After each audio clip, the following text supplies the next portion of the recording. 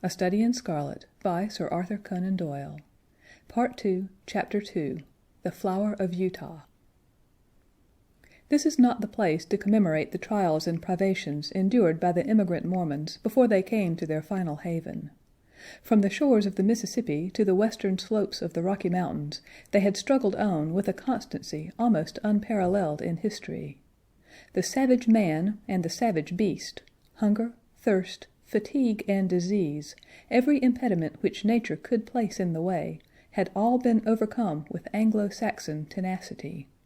Yet the long journey and the accumulated terrors had shaken the hearts of the stoutest among them. There was not one who did not sink upon his knees in heartfelt prayer when they saw the broad valley of Utah bathed in the sunlight beneath them, and learned from the lips of their leader that this was the promised land, and that these virgin acres were to be theirs forevermore. Young speedily proved himself to be a skillful administrator as well as a resolute chief. Maps were drawn and charts prepared, in which the future city was sketched out. All around, farms were apportioned and allotted in proportion to the standing of each individual. The tradesman was put to his trade, and the artisan to his calling. In the town, streets and squares sprang up as if by magic. In the country there was draining and hedging, planting and clearing, until the next summer saw the whole country golden with the wheat crop. Everything prospered in the strange settlement.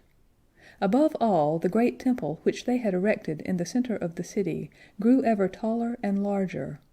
From the first blush of dawn until the closing of the twilight, the clatter of the hammer and the rasp of the saw were never absent from the monument which the emigrants erected to him who had led them safe through many dangers. The two castaways, John Ferrier and the little girl who had shared his fortunes and had been adopted as his daughter, accompanied the Mormons to the end of their great pilgrimage. Little Lucy Ferrier was borne along pleasantly enough in Elder Stangerson's wagon, a retreat which she shared with the Mormon's 3 wives and with his son, a headstrong, forward boy of 12.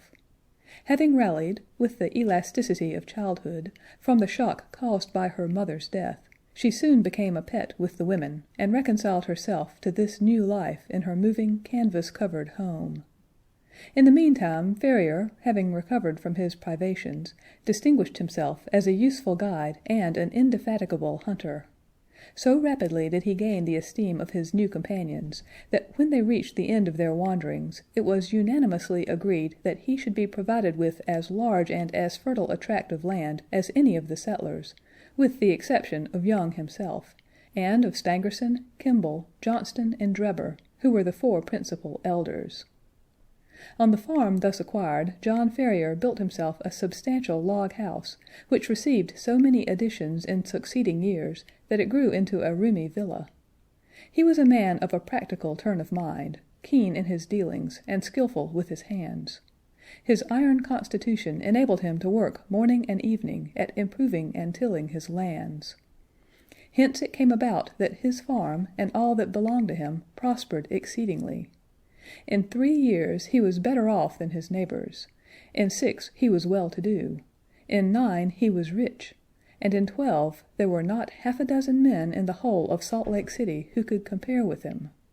From the great inland sea to the distant Wasatch Mountains there was no name better known than that of John Ferrier.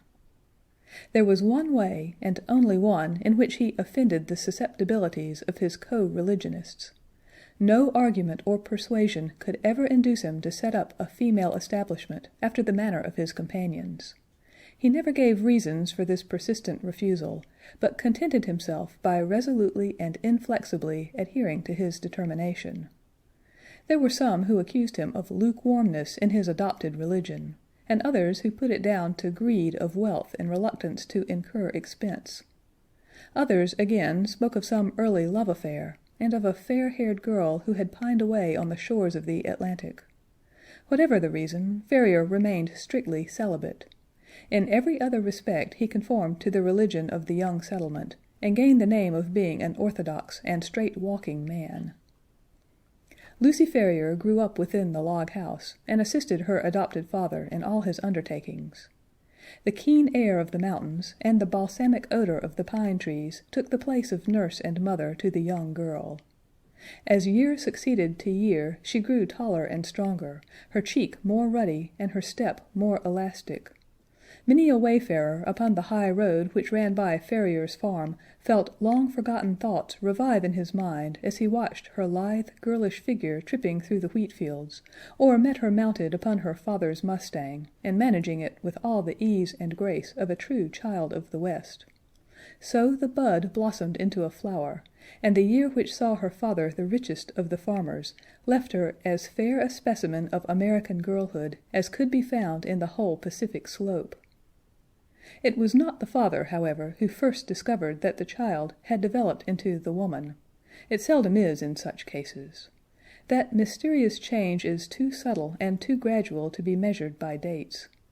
Least of all does the maiden herself know it until the tone of a voice or the touch of a hand sets her heart thrilling within her, and she learns, with a mixture of pride and of fear, that a new and a larger nature has awakened within her.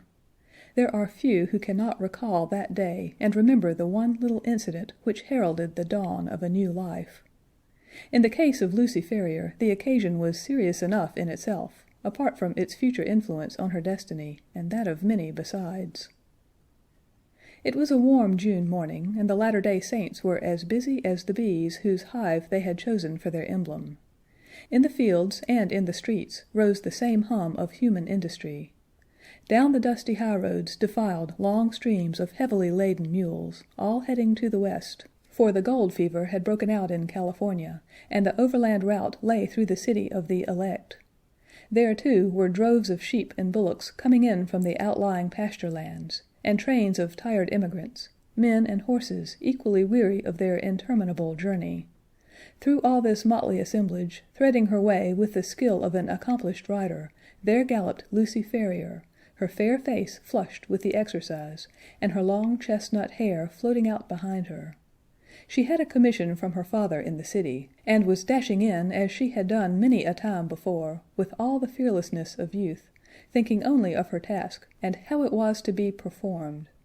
The travel-stained adventurers gazed after her in astonishment, and even the unemotional Indians, journeying in with their peltries, relaxed their accustomed stoicism as they marveled at the beauty of the pale-faced maiden. She had reached the outskirts of the city when she found the road blocked by a great drove of cattle, driven by a half-dozen wild-looking herdsmen from the plains. In her impatience she endeavored to pass this obstacle by pushing her horse into what appeared to be a gap. Scarcely had she got fairly into it, however, before the beasts closed in behind her, and she found herself completely embedded in the moving stream of fierce-eyed, long-horned bullocks. Accustomed as she was to deal with cattle, she was not alarmed at her situation, but took advantage of every opportunity to urge her horse on, in the hopes of pushing her way through the cavalcade. Unfortunately, the horns of one of the creatures, either by accident or design, came in violent contact with the flank of the mustang, and excited it to madness. In an instant it reared up on its hind legs with a snort of rage, and pranced and tossed in a way that would have unseated any but a skilful rider. The situation was full of peril. Every plunge of the excited horse brought it against the horns again and goaded it to fresh madness. It was all that the girl could do to keep herself in the saddle, yet a slip would mean a terrible death under the hoofs of the unwieldy and terrified animals.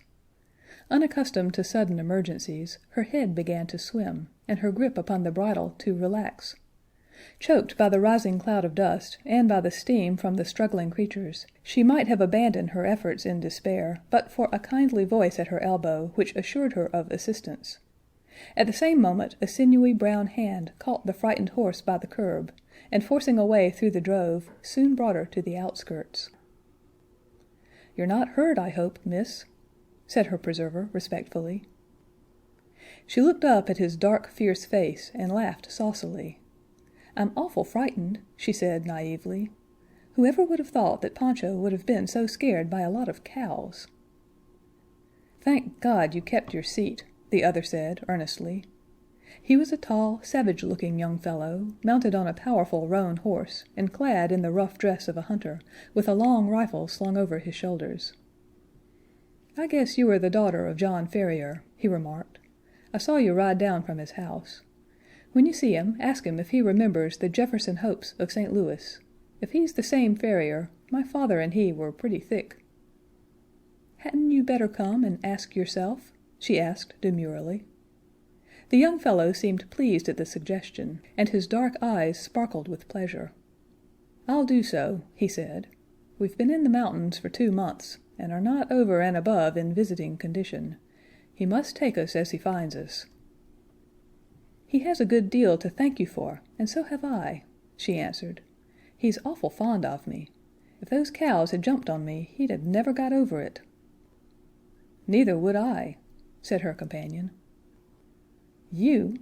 Well, I don't see that it would make much matter to you, anyhow. You ain't even a friend of ours." The young hunter's dark face grew so gloomy over this remark that Lucy Ferrier laughed aloud. "There, I didn't mean that," she said. "Of course you are a friend now. You must come and see us. Now I must push along, or father won't trust me with his business any more. Good-bye." "Good-bye," he answered, raising his broad sombrero and bending over her little hand. She wheeled her mustang round, gave it a cut with her riding whip, and darted away down the broad road in a rolling cloud of dust. Young Jefferson Hope rode on with his companions, gloomy and taciturn. He and they had been among the Nevada mountains prospecting for silver, and were returning to Salt Lake City in the hope of raising capital enough to work some lodes which they had discovered. He had been as keen as any of them upon the business until this sudden incident had drawn his thoughts into another channel. The sight of the fair young girl, as frank and wholesome as the Sierra breezes, had stirred his volcanic, untamed heart to its very depths. When she had vanished from his sight, he realized that a crisis had come in his life, and that neither silver speculations nor any other questions could ever be of such importance to him as this new and all-absorbing one. The love which had sprung up in his heart was not the sudden, changeable fancy of a boy, but rather the wild, fierce passion of a man of strong will and imperious temper. He had been accustomed to succeed in all that he undertook. He swore in his heart that he would not fail in this if human effort and human perseverance could render him successful. He called on John Ferrier that night, and many times again, until his face was a familiar one at the farmhouse. John, cooped up in the valley, and absorbed in his work, had had little chance of learning the news of the outside world during the last 12 years. All this Jefferson Hope was able to tell him, and in a style which interested Lucy as well as her father. He had been a pioneer in California, and could narrate many a strange tale of fortunes made and fortunes lost in those wild halcyon days. He had been a scout, too, and a trapper, a silver explorer, and a ranchman. Wherever stirring adventures were to be had, Jefferson Hope had been there in search of them. He soon became a favorite with the old farmer, who spoke eloquently of his virtues. On such occasions Lucy was silent, but her blushing cheek and her bright, happy eyes showed only too clearly that her young heart was no longer her own. Her honest father may not have observed these symptoms, but they were assuredly not thrown away upon the man who had won her affections. It was a summer evening when he came galloping down the road and pulled up at the gate. She was at the doorway and came down to meet him. He threw the bridle over the fence and strode up the pathway. "I am off, Lucy," he said, taking her 2 hands in his, and gazing tenderly down into her face. "I won't ask you to come with me now, but will you be ready to come when I am here again?" "And when will that be?" she asked, blushing and laughing. "A couple of months at the outside. I will come and claim you then, my darling. There's no one who can stand between us." "And how about father?" she asked. "He has given his consent, provided we get these mines working all right. I have no fear on that head." "Oh, well, of course, if you and father have arranged it all, there's no more to be said," she whispered, with her cheek against his broad breast. "Thank God," he said, hoarsely, stooping and kissing her. "It is settled, then. The longer I stay, the harder it will be to go. They are waiting for me at the canyon. Good-bye, my own darling, good-bye. In 2 months you shall see me." He tore himself from her as he spoke, and, flinging himself upon his horse, galloped furiously away, never even looking round, as though afraid that his resolution might fail him if he took one glance at what he was leaving. She stood at the gate, gazing after him until he vanished from her sight. Then she walked back into the house, the happiest girl in all Utah. End of Part 2, Chapter 2.